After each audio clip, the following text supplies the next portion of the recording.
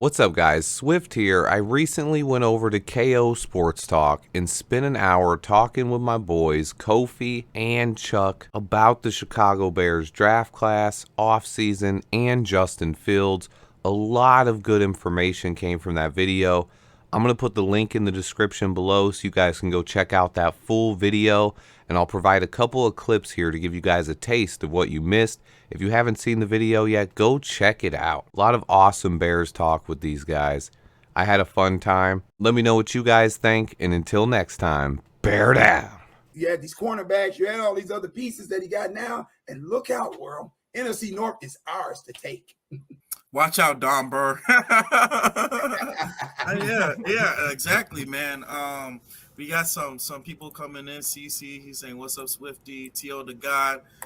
Thank you guys for coming in. But yeah, definitely, man. Like, yeah, I think like same with what you're saying, Swifty. The reason why Justin Fields he wasn't making those easy throws is because he was pretty much tired.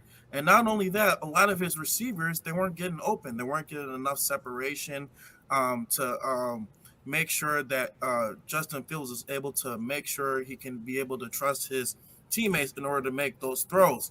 I mean, like if you look back, like some of his pass catchers were freaking Amir Smith, Mark Smith, Nsimba Webster, Equinemius St. Brown, Dante Pettis. Some of these guys who are pretty much coming from off the street or literally journeyman wide receivers. Those were some of his weapons. You got DeMarcus Walker, you got D-Rob, you got Trevis Gibson, and then he brought in some undrafted free agents. And it's also, if those guys don't get it done in training camp, he'll also probably bring in a vet at defensive end, just like he did with Riley Reef last year at tackle. There's a lot of guys out there, Frank Clark, but then a defensive tackle. Now you got Andrew Billings and Justin Jones. And then behind him, you got Trevon Dexter, you got Zach Pickens, and then you also have Travis Bell. Thanks, JJ Carrillo. I almost said Travis Bell. I wanted to say I almost want to call him Travis Scott all the time. I don't know why. It comes out there. You're a fan, Swifty. Yeah.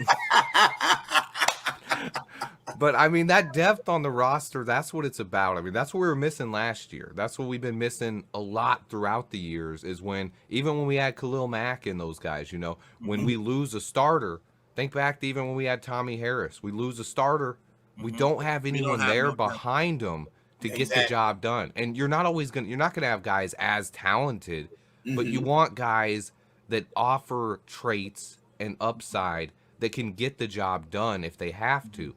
And that's what he's doing. Like, is Travis Bell going to be the next Aaron Donald? No. But is he a guy who could come in for a couple games or a couple plays if Zach Pickens or Justin Jones got hurt next year? Yes, I think he is. And that's what you want. Just like our linebacker group. JJ just said it there in the chat. Sanborn was a great find last year. But it doesn't mean we're done at linebacker. Sanborn got hurt last year. What happened when Sanborn went down? We didn't have anybody there. So now you got Tremaine Edmonds, TJ Edwards.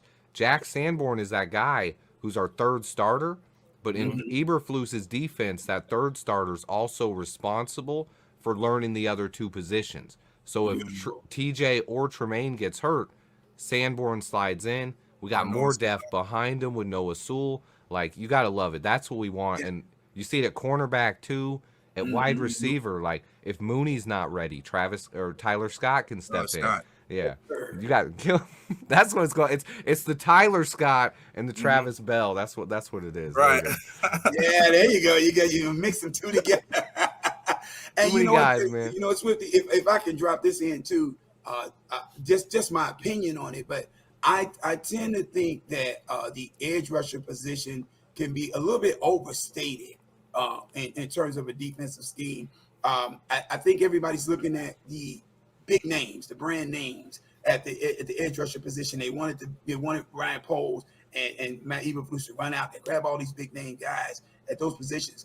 But I think when you got quality interior pressure coming up that middle, it creates openings on those edges. It thins that out. The blocking thins out on those edges so that whoever you got on those edges, they can come free and get to that quarterback. So I don't think you necessarily need a Willie Anderson Jr. or somebody of that caliber in order to get pressure off the edge. I think what they're doing with the construct of the defense, with that pressure up the middle, with all of these D tackles having all these fresh legs and these strong arms coming in rotation constantly, I think it's going to free up Robinson and Gibson off of their edges. I really do. I really There's do. other defenses like that work in the NFL and have had success. A lot of fans, when you think, oh, you need a pass rusher, you need a Joey Bosa or a Myles Garrett, but you look at some of these teams that have had success. Eberflus's teams in Indy, they had the pressure up the middle. Most fans can't even name a single edge rusher that was there in Indy during Flus's time because they didn't have big names. Everyone's like, well, they had Yannick. No, they didn't get Yannick until Eberflus came here, and then they signed Yannick. They know Darius Leonard. yeah, Darius Leonard. He was a linebacker though. He played the Roquan or the TJ Edwards spot. Right. But at edge rusher, they didn't really have those big names. They had DeForest Buckner in the middle getting the job done. The Rams, the same thing. If you take out the year where they had Von Miller, they've gotten all their pressure from Aaron Donald up the middle. He creates opportunities for those edge rushers because when you collapse the pocket from the inside, then the quarterback has to run to the left or right, and then it's running right into a defensive end. That's how those guys can get sacks, and we didn't have that last year. So if we have that this year, even guys like Trevis Gibson and Dominique Robinson, who Trevis had, he had 7 sacks the year before last. He didn't do much last year, 2 sacks. But if he gets more opportunities, he could be a 7 to 10 sack guy. And then everyone forgets about that huge need we had at edge rusher all of a sudden. Yeah. Low key, Travis Gibson is kind of one of my low key under the radar favorite players on the Bears defense. I like that guy.